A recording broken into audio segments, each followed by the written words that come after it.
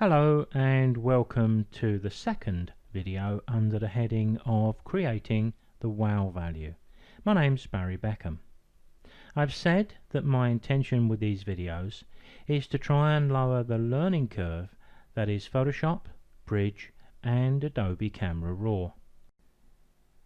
Now some of the images that we shoot do offer up a bit of a challenge, and I've tried to pick a challenging one with this Seascape. In fact, you're looking at a bracketed exposure set of 3 images. It's a little different to be looking back from the sea rather than out at the sea as we normally would, but this is the scene that appealed to me. It was shot from a tripod, as you can see by the slow shutter speed shown at the top left of the screen in the metadata, 1/8 of a second with the image I've got highlighted. But that tripod enabled me to use 100 ISO and a reasonable f8 aperture. If you look at the image on the far right side, the one I have highlighted, you can clearly see that the camera's light meter was overly influenced by the dark rock which takes up much of the frame, and therefore we've overexposed the sky. If you look to the extreme left, this exposure was exposed with 1 stop less exposure. Here we have not quite so much light on the rock, but we certainly have a sky that looks better. This one was shot with 2 stops less than the camera wished to give, and although the sky looks pretty good here, perhaps the foreground rock is a little dark, so the one we may want to start with is this one. But just before we do, let's take a look at the one that the camera expected to be correct, and we can tell easily if there's any detail here, and if there is, then we could proceed with this. So I'm going to open this up into Camera Raw. Now I believe I mentioned this little tip in at least one of the other videos. Sometimes we can be unsure if the detail is there. When we shoot RAW, sometimes the detail is there, but we just need to bring it out with the sliders in the basic tab. But here, if I just pick up my exposure and drag it down, we can see that we can go right to the end, and we're not going to affect the sky up here because there's no pixels in this area of the sky at all. So there's nothing we're going to be able to do there to fix this image, and that's why I shot the 3 exposures. The contrast range here was just a little too high, and that's when we as photographers have to step in and adjust the exposure. So if I take you to this shot, we can see by the little marker up on the top left that this has 1 stop exposure less than the camera wanted to give. And what that means is this one received only half of the exposure of the one on the right. So let's begin by opening this image up into Camera Raw. Now let's try that little test again. Pick up the exposure, drag it down. We've got virtually no burnout. We've got a tiny little amount here, but that may allow me to just show you a little tip that I can offer to fill in small areas like this in Photoshop. So where do we start here? Well, I'm going to zoom in. Let's go into about 200% at least. I'll go to that tree on the tree line if I can find it, and a little bit more perhaps. So first up, it's chromatic aberration. So let's go to our lens corrections, remove chromatic aberration, and yes, it's done a fine job. I can't see any evidence of anything left, and I'll enable the profile corrections too. Control 0 will fit the image on screen, as would double clicking the hand tool. Later in my Photoshop for Photographers videos, I would like to demonstrate how we can take 2 of these images and maybe combine the sky from one with the foreground of another. Sometimes that can be the only way to get a really great shot. But we'll come back to those techniques later. So having dealt with chromatic aberration and the lens profiles, let's take a look at the crop. I'm going to click and drag.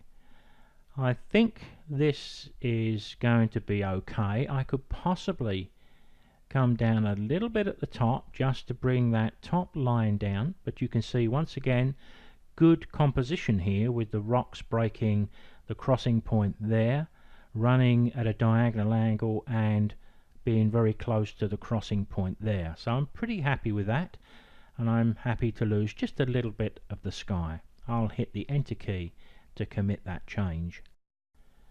I'm going to take a look at color balance here. I'm going to pick up my white balance tool, looking around for an area that I think should be a neutral color. Could it be this area down here? Let's try that. Let's click into this area. That's done a lovely job. I'm going to stay with that because that's just about worked out perfectly. I was thinking about clicking here because it was a bit blue there, but that's brought back a nice warm tone into the image, so I'm very happy to stay with that, at least for the moment. What I want to do is to bring up the tones in this rock.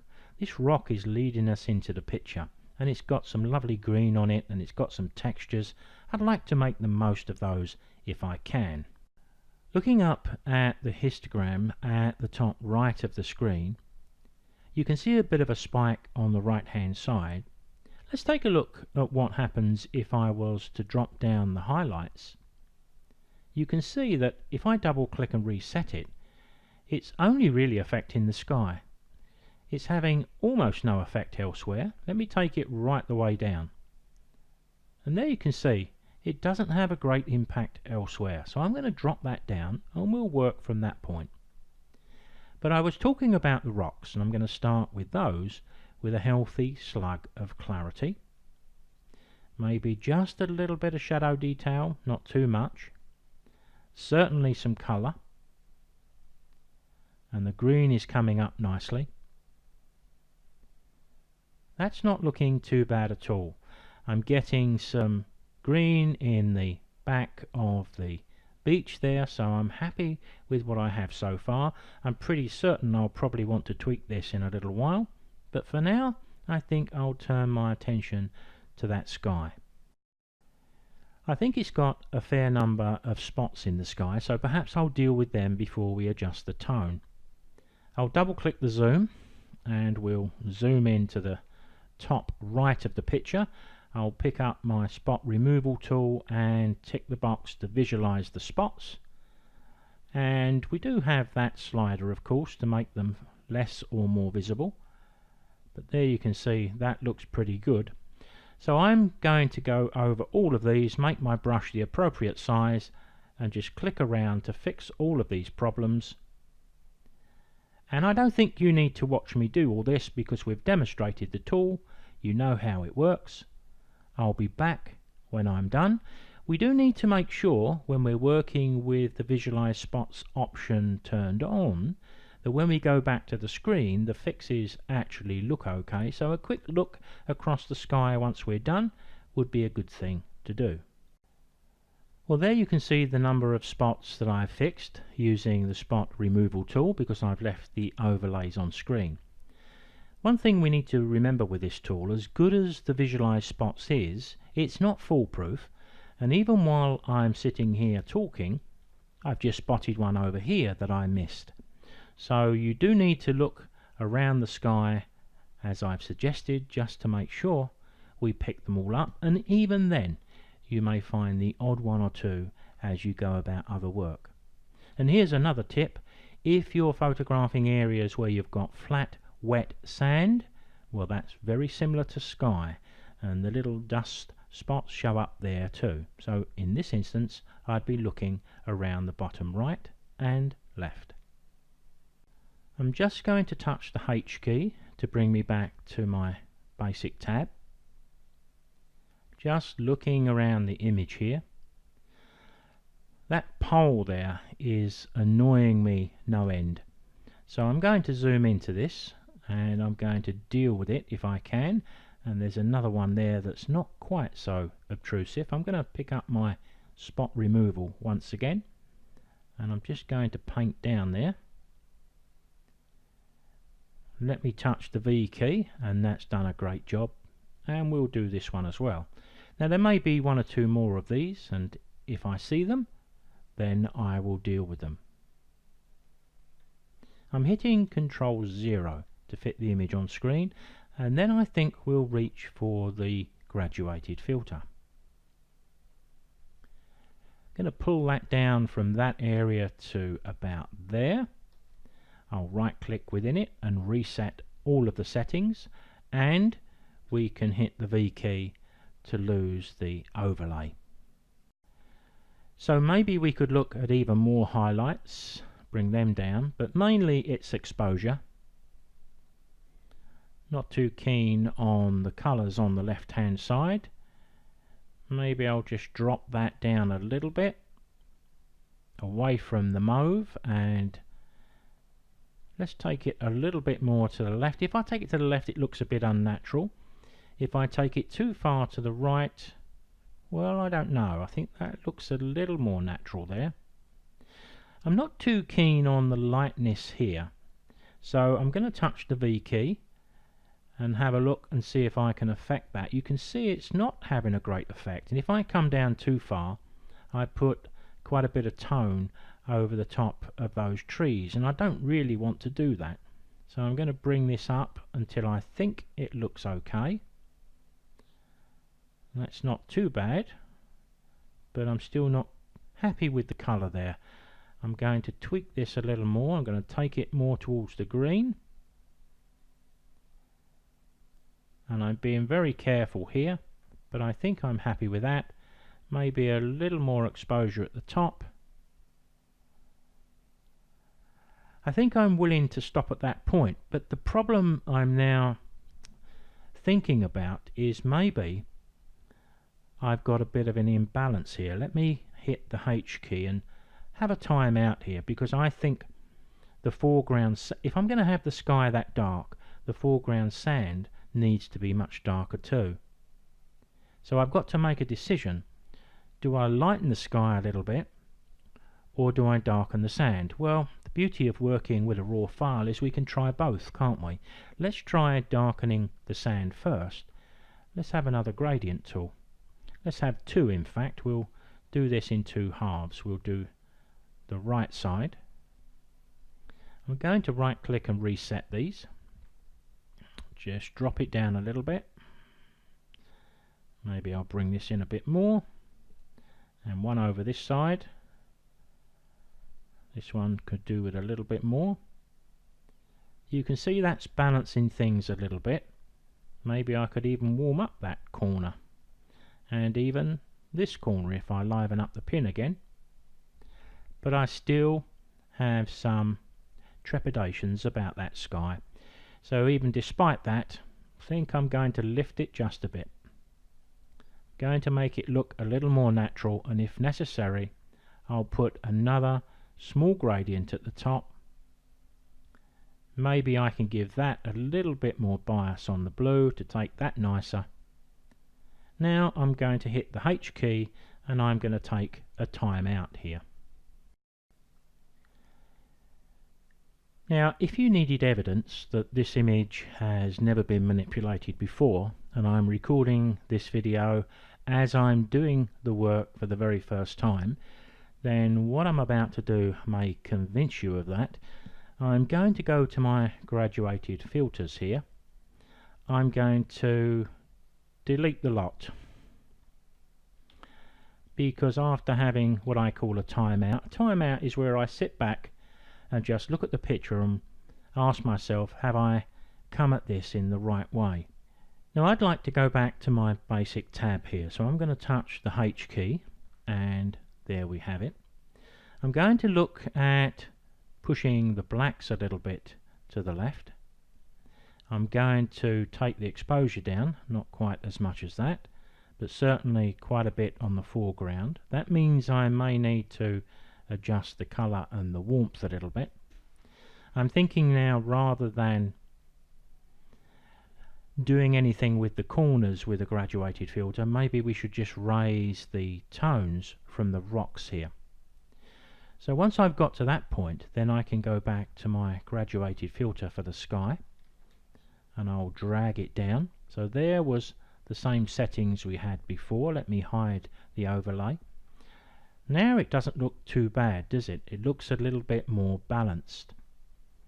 But let me pick up the tool and liven up the pin and go back over here, because I think we can have a little more blue in there. We can take away a bit of that magenta again and get a better balance. I'll bring it up slightly and maybe even do what I did before, is put a slightly darker gradient right at the top. Not too much. Let's double click to reset that. V key to hide the overlay so I can see what I'm doing, just enough to hold the sky in place. I think I'm more happy with that, but I think if we put a radial filter on this a little bit later, I think that will finish the job. But what I need to do is now something with the rocks here. So I'm going to pick up my adjustment brush. I think I'll just start working along here to anchor the pin, then move over to the sliders to decide what I want to do. I want to bring up the exposure a little bit, maybe the shadows a little bit. So let's see if we're going to achieve that by the settings I've put in there. I'm working with this image, as you can see, at the size it is on screen, but at some stage I do need to zoom in, because when I'm doing this sort of work I need a small brush and I need to be careful around the edges. Although I can undo any brushwork, I want to try and avoid doing it in the first place if I can. But what I'm going to do is spend just a bit of time raising the tones in the rock in the foreground, particularly around the green colours here. I think we need quite a bit on there. So when I use the adjustment brush over the rocks here, I never changed the settings, but I did use exactly the same settings and the same brush to just lift the tones a little bit in the tree line. Of course we have to enlarge the image, but you've seen this brush in operation now a few times, so I went ahead and did that off camera, so to speak. If we look at the image and we take another one of those timeouts, do you think that the image has a strong set of tones on the right, but on the left they're a bit weaker? Well, they're bound to be. The light is coming from there. So perhaps that's another job for a graduated filter. And when I drag it in, I do not have the bounding box shown, so I'm going to hit the V key to bring it on. There we can see it. What I want to do here is just take it down a tiny amount, not much, just a little bit. Maybe I can drag that further over just to give the balance I'm looking for. And if I go to my hand tool to lose those bounding boxes, there I've got a reasonable look to my image. I think what I'm going to do next is to add that radial filter as we did before. I'll double click. There you can see the feather. I'm unsure why it's showing me the feather internal line on this image, but it didn't on the previous. Maybe that's something I'll have to research, but I'm going to hit the V key. I'll reset the exposure, and we need to come down, not that much.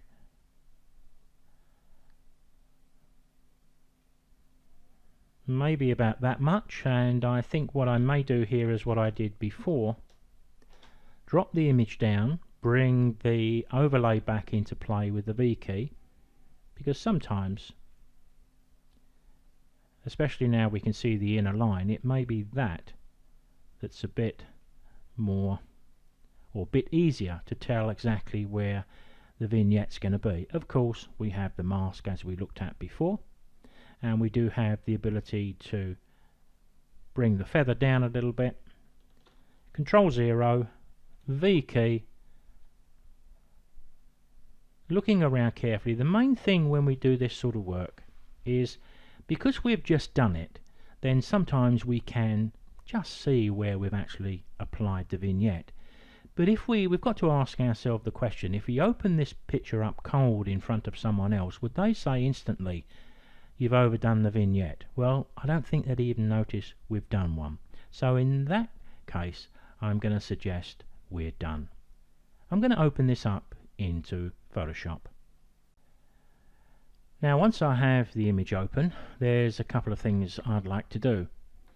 There's a sort of almost a halo of light coming over the trees. I want to try to do something with that. I think we can. If we select the burn tool from the toolbox on the left, we're going to be using a small brush here, but what we'll do in a moment, I've got the cap locks on, that's why we can't see the brush. As soon as I remove my cap locks, the brush appears. I must have knocked that key without noticing it. Up at the top we can select the exposure, and I think if we start around about 5, that should do us. But we're going to be working on highlights, so we need to change the range from mid-tones to highlights. Let's go into this area here, because that's the easiest to see.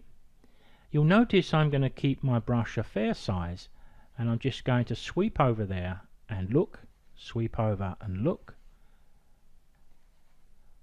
And I think that looks pretty good. I'm going to hit Control 0, maybe a little more, a little bit up here, a bit on that edge and a bit on that edge, but very gently does it. We don't want to overdo this, but we do want it looking natural.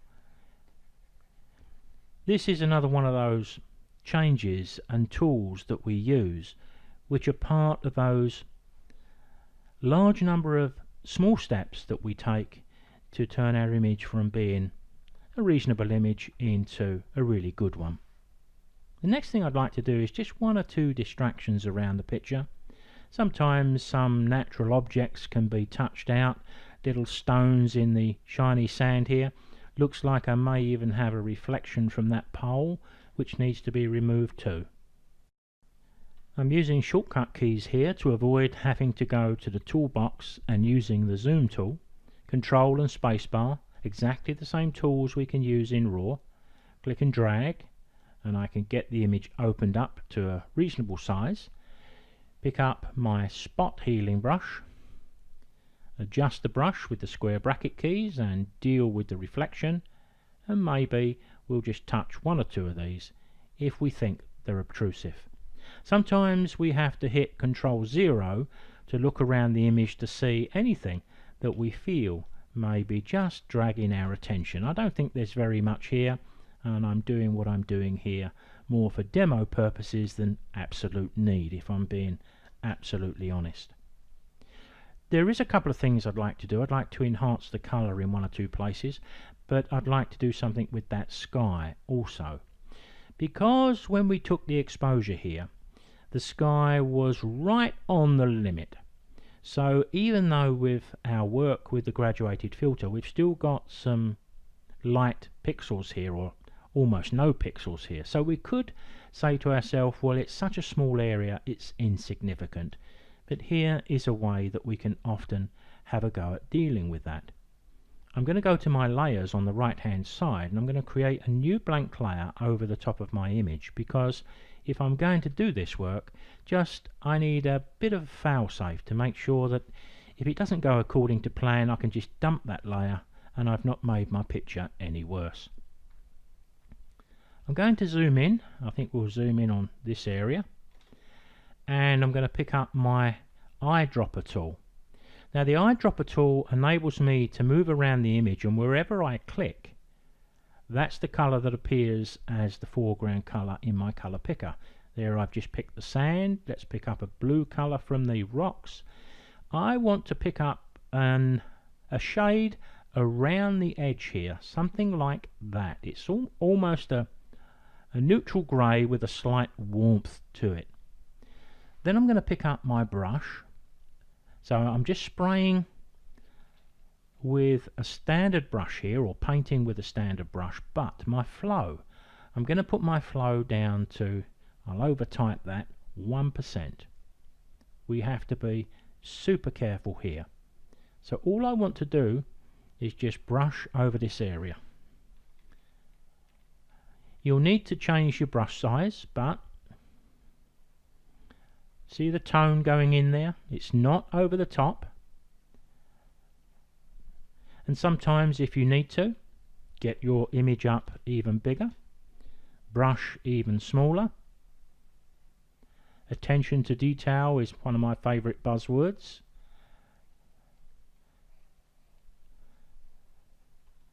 Now it's easy to get carried away and overdo this, so be careful with that, but you can see that there's no real risk to us because we've got all of these changes on a new layer.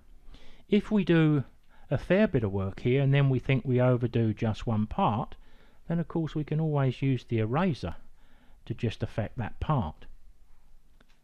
So any of these areas, just give them a little tiny amount, and then Control 0. We've just put a little bit of tone in there. We're not looking at pure white. So once we've added that little bit of tone, we need to go to our layers and we need to flatten those two layers together. We can do that from the top right. I'd like to do something with this little weakness right at the top edge. I think we could possibly crop that away, but I think we can also burn it in. So I'm going to select my burn tool. I've got midtones selected as the range of pixels to affect. Exposure at 5%, I think that should be okay. I just want to go along that edge there. I've dragged the picture out from the top of the screen in error. If that happens to you, just drag it back and drop it. Perhaps if I just drop the image down a little bit so I can push my brush along the edge, because it is just the edge I want to do. Maybe I'll just sweep in from the left edge as well, because that area is just still worrying me a little bit, and I think that's looking good. The only other thing I wanted to do was a little bit of strategic colour. Looking at the image, I've got some doubts now, but I think I'll demonstrate this anyway. With the dodge and the burn tool, we have a sponge tool. It works exactly the same. It works with a nice soft brush, as we can see. But we can choose from the options at the top of the screen to either desaturate areas or saturate areas. 50% is almost certain to be way too high. And by the way, when you're using these tools, if you click this little option here, then I can change the flow with the numbers on the keyboard. So if I was to touch the 1 key, once I move away from this highlight here, let me just click into the picture there, touch the 1 key, and you can see that it's changed to 10%. Because what I was thinking of doing is just bringing up some of these blue tones just a little bit. So just giving a little more saturation in some areas, maybe even a little more in that green growth on the rocks. And what I'm trying to do here is to try to just give the rocks here just that bit more impact to draw our eye. So a little local colour in the rocks, especially the blues. I like blues and warm colours together. They always seem to be attractive to me. Now you can see I'm doing this all over the rock, but I'm being quite delicate at the same time. I'm not pushing the flow rate up. It's easy and measurable work that can be done without too much stress. Now if we remember what I said about dust spots, did I just spot one after all this work sitting up there in that little streak? Yes, I did. So I'm going to pick up my spot healing brush. We'll just give that a little touch, and a couple of little spots on the beach, but I'm really getting a bit finicky now, and I think it's time we called this manipulation complete. Now with the spinning round of the screen, I've just given my image a bit more of a panoramic look by just expanding the width a little bit as we demonstrated in the previous video.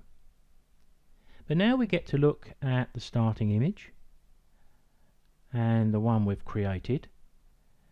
Now I've called these videos creating the wow value, but I suppose the wow value has to be in the eye of the viewer.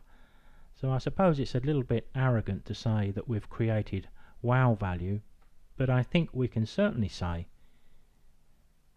we've given the image a certain amount of impact. Now, notwithstanding what I did to slightly darken the lighter areas in this sky, I hope you viewed the videos on content aware, because I'm going to finish with a zoom into this image. I'm going to select my polygonal lasso tool. I'm going to do a very quick selection around this area here.